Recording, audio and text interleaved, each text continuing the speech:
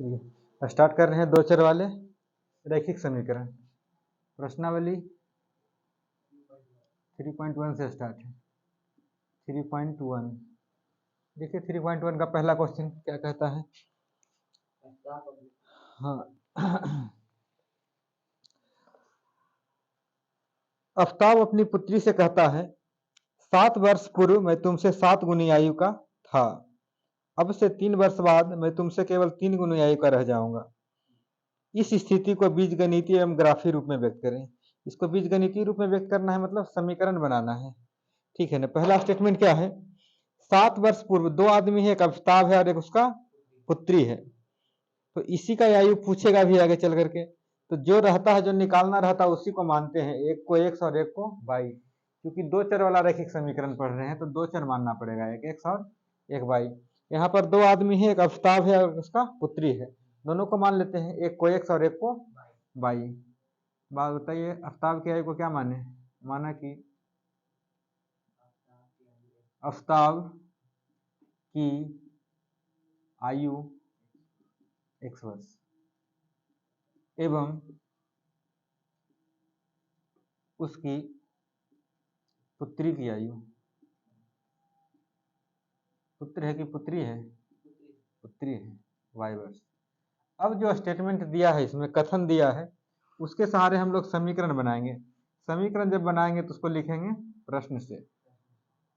क्या कह दिया कि 7 वर्ष पूर्व मैं तुमसे 7 गुनी आयु का था। किसको कह रहा, अपनी पुत्री को। 7 वर्ष पूर्व अभिताभ की आयु कितना होगा। अब अगर आयु दिया हुआ है तो कहेगा इसके बाद का आयु जब पूछेगा तो उतना जोड़ेंगे, या पहले का आयु पूछेगा तो घटाएंगे। इसका x है, अगर 2 वर्ष बाद का पूछेगा तो x + 2, 2 वर्ष पहले का पूछेगा तो x - 2। यहाँ 7 वर्ष पहले का बात हो रहा है तो क्या करेंगे, x - 7। और 7 वर्ष पूर्व इसकी पुत्री का भी आयु क्या हो जाएगा, y - 7। अब कह रहा है दोनों बराबर नहीं है। 7 वर्ष पूर्व आफ्ताब अपनी पुत्री के आयु का 7 गुना रह जाएगा, तो इसका पुत्री के आयु में 7 से गुना करेंगे, नहीं, क्योंकि पुत्री के आयु का 7 गुना है। ऐसे भी सोचिए 7 गुना कौन है, आफ्ताब है, ये 7 गुना है, इसका दूसरा साइड वाला में 7 से गुना करना पड़ेगा तब बराबर होगा। ऐसे ही करते हैं कब, जब ज्यादा रहता है, मान लेते हैं कह देता कि 10 वर्ष ज्यादा, 10 बड़ा है, तो इसमें 10 नहीं जोड़ेंगे, 10 इधर जोड़ेंगे, तब न बराबर होगा। यहाँ क्या है, आफ्ताब अपनी पुत्री का 7 गुना है, 7 गुना ई है, लेकिन गुना करेंगे किसमें, 7 से, इसकी पुत्री में।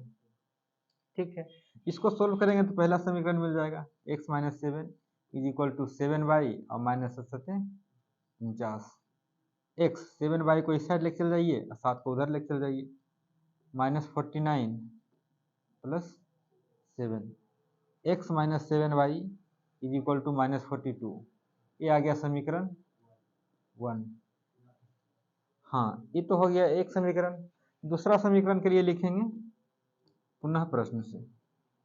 पुनः प्रश्न से इसमें क्या दिया है, इसके लिए दिया है कि अब से 3 वर्ष बाद मैं तुमसे केवल 3 गुना आयु का रह जाऊंगा। 3 वर्ष बाद के लिए क्या करेंगे, 3 जोड़ना पड़ेगा, x + 3, और 3 वर्ष बाद इसका भी उम्र कितना हो जाएगा, y + 3। लेकिन कितना गुना रहेगा आफ्ताब अपनी पुत्री का, 3 गुना। 3 से किसमें गुना करेंगे, पुत्री में, क्योंकि ये 3 गुना है, ये 3 गुना है तो 3 से गुना इसमें करेंगे तब बराबर होगा। मतलब x + 3 = 3y + 9। 3y को इस साइड लेके चल रही है तो x - 3y = 9 - 3, मतलब x - 3y = 6। ये हो गया समीकरण 2। मतलब ये इसी को बोलते हैं कि बीजीय व्यंजक रूप में हम लोग क्या किए, लिख दिए, बीजगणितीय रूप में लिख दिए। अब दोनों का आयु निकालना रहता तो समीकरण 1 और समीकरण 2 को हल करते हैं तो x और y का मान निकलता, जो x निकल करके आता वो आ जाता आफ्ताब की आयु, जो y निकल के आ जाता पुत्री की आयु। इसमें क्या, इसको ग्राफ में भी दिखाना है, तो ग्राफ तो एक ही बार पढ़ाएंगे हम लोग लास्ट में कि कैसे ग्राफ बनाते हैं समीकरण का। ठीक है, नोट करिए इसको, डाउट है तो पूछिए।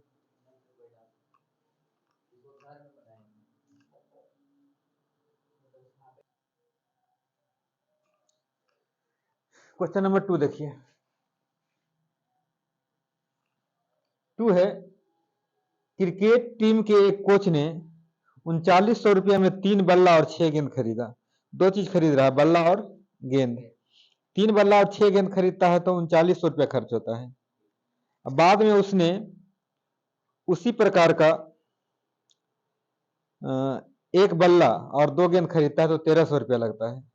इसको बीजगणितीय रूप में व्यक्त करना है। तो दो चीज है, बल्ला है और एक गेंद है। एक को एक्स मान लेंगे, एक को वाई मान लेंगे। तो मानिए, माना कि बल्ले, एक बल्ला का मानते हैं, संख्या नहीं मूल्य, माना कि एक बल्ले का मूल्य, क्योंकि टोटल मूल्य ने दिया हुआ है, एक बल्ले का मूल्य 100 रुपया एवं एक गेंद का मूल्य। दो चीज खरीद रहा था, बल्ला और गेंद। बल्ला का मान लिए x और गेंद का 22 रुपया। अब इसको समीकरण बनाएंगे तो लिखेंगे प्रश्न से।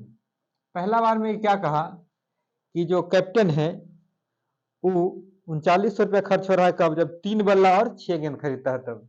तो एक बल्ला का 100 रुपया तो 3 बल्ला का 3x, 3 गुना हो जाएगा नहीं 3x, और एक बल्ला का 22, एक गेंद का 22 रुपया तो 6 गेंद का 6 बाई, और इन दोनों मिलाकर के कुल कितना रुपया लग रहा है 3900 रुपया। तो डायरेक्ट बन गया समीकरण।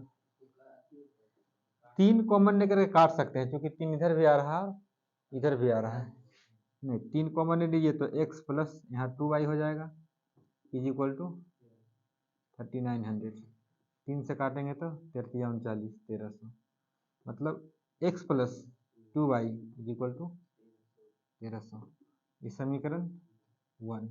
दूसरा समीकरण के लिए क्या कह रहा है, दूसरा समीकरण के लिए लिखते हैं पुनः प्रश्न से। जब कैप्टन एक बल्ला और 2 गेंद खरीदता है तो 1300 रुपया लगता है। तो एक बल्ला का 100 रुपया और 2 गेंद का 2 बाई खरीदता है तो कितना लगता है 1300 रुपया। ये तो वही समीकरण आ गया, कोई बात नहीं, हमको तो बनाना था, समीकरण बना दिए। एक बल्ला का x और 2 गेंद का 2 बाई, दोनों मिलाकर कितना रुपया लग रहा था 1300। ये जो निकाले थे 3x और 6 बाई तो रुपये न था, 3 का निकालना था 3x, 6 का निकालना था तो 6 बाई बराबर 3900।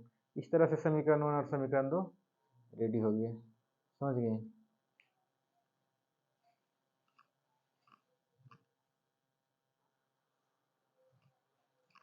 क्वेश्चन नंबर 3 देखिए।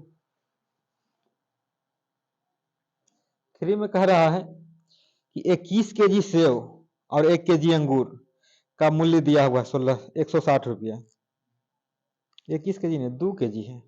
2 केजी सेव और 1 केजी अंगूर का कीमत 160 रुपया है, और 1 महीने के बाद 4 केजी सेव और 2 केजी अंगूर का मूल्य 300 रुपया हो जाता है।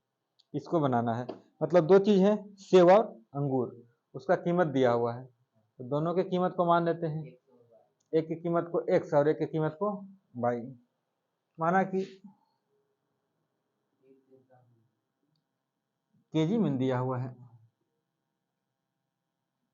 एक, हाँ 1 केजी सेव का मूल्य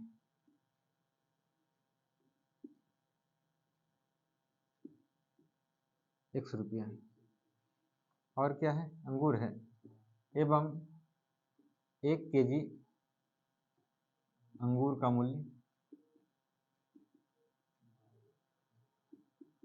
22 रुपये। अब प्रश्न से क्या दिया है, सबसे पहले कितना केजी सेव और कितना केजी अंगूर का दिया है, 2 केजी सेव और 1 केजी अंगूर का दिया है। तो 2 किलो सेव का 2x, क्योंकि 1 किलो का x है 2x, और 1 केजी अंगूर का तो माना ही है भाई, तो 1 ही केजी अंगूर खरीद रहा है, दोनों मिलाकर के 160 रुपये इसको लग रहा है। तैयार है आपका समीकरण 1। दूसरा समीकरण के लिए लिखेंगे पुनः प्रश्न से, उसके लिए भी दिया होगा। क्या दिया है कि 4 केजी सेव और 2 केजी अंगूर का मूल्य 300। 1 केजी सेव का x तो 4 केजी का 4x, हाँ 1 महीने बाद, उससे कोई मतलब है हाँ नहीं। 1 महीने बाद 4 किलो सेब का कितना हो जाएगा 4x, और 2 केजी अंगूर खरीद रहा है, तो 1 किलो अंगूर का 22 है, तो 2 किलो अंगूर का 2y, कितना रुपया हो जाता है 300 रुपया, 300 रुपया हो जाता है। यही समीकरण तैयार है, लेकिन दिख रहा है कि दो दो कॉमन सब में आ रहा है, तो 2 कॉमन ले लीजिए, 2x आ जाएगा प्लस y आ जाएगा इज इक्वल टू 300, 2 से काट दीजिए 150, तो 2x plus y is equal to 150, यह आपका समीकरण 2। बस इसी को क्या करना था, दिखाना था, समझ गए।